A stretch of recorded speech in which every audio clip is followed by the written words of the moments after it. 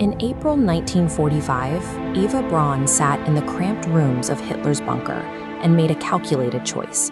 Instead of a gunshot, she swallowed cyanide, reportedly because she wanted to leave a beautiful corpse. Magda Goebbels took an even darker path. After brushing her children's hair and kissing them goodnight, she sedated all six with morphine and crushed cyanide capsules in their mouths before taking her own life. These dramatic ends seem like fitting conclusions to the Nazi story, portraying women who lived by the regime and chose to die with it. They created a lasting cultural image of a loyal inner circle that went down with the ship. But these deaths were entirely atypical. Most Nazi wives didn't die in the bunker. Instead, they escaped, they hid, and they began a quiet transition into the post-war world.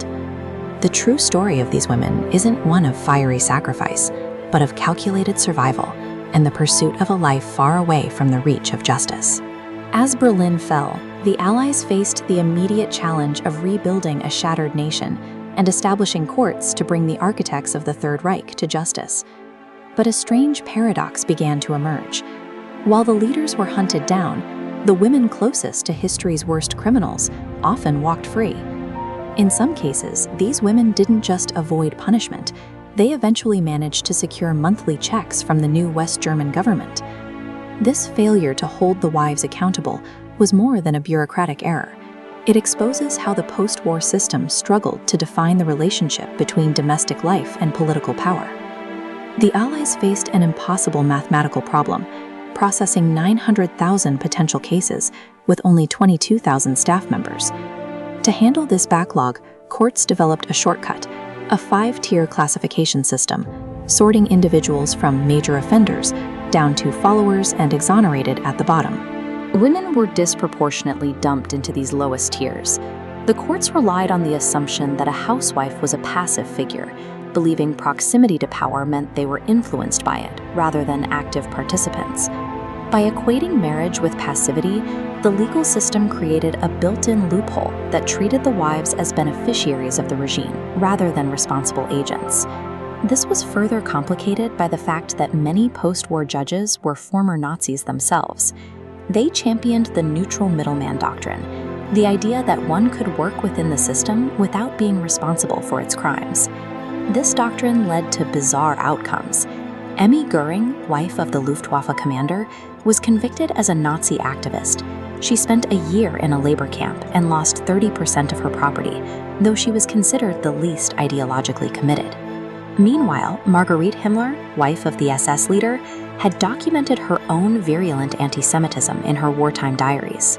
She knew about the cleansing in occupied Poland and praised the results.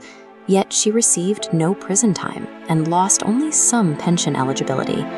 In this broken system, the severity of a wife's punishment often had very little to do with her actual commitment to the Nazi cause. As the years passed, the surviving wives didn't just hide. Some began to actively navigate the democratic system for their own benefit. Lena Heydrich, whose husband coordinated the systematic murder of 11 million Jews, lived safely in West Germany while ignoring a life sentence in Czechoslovakia. She eventually sued the German government for a widow's pension, arguing her husband was a general killed in service, and she won. Similarly, Annelies von Ribbentrop utilized her family's untouched champagne fortune to publish books. She spent decades writing revisionist history, portraying her executed husband as a man of peace rather than a war criminal. These women were not just passive observers. They were unrepentant operators who used the protections of a new government to preserve the reputations of the old one. The Allies believed that by executing the male leadership at Nuremberg, they were effectively killing the ideology. They focused on the state, assuming the roots of the party had been pulled. But the ideology didn't die with the executions. It simply retreated to the home, the one sphere the denazification courts refused to investigate. Wives like Ilse Hess and Gudrun Himmler spent the following decades campaigning for their husbands' memories.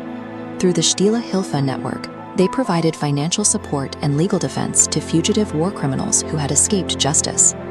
This support network allowed the ideology to endure within family circles, with Gudrun Himmler remaining an active defender of her father's legacy until her death in 2018. Looking back at the bunker in 1945, there is a dark irony to the story.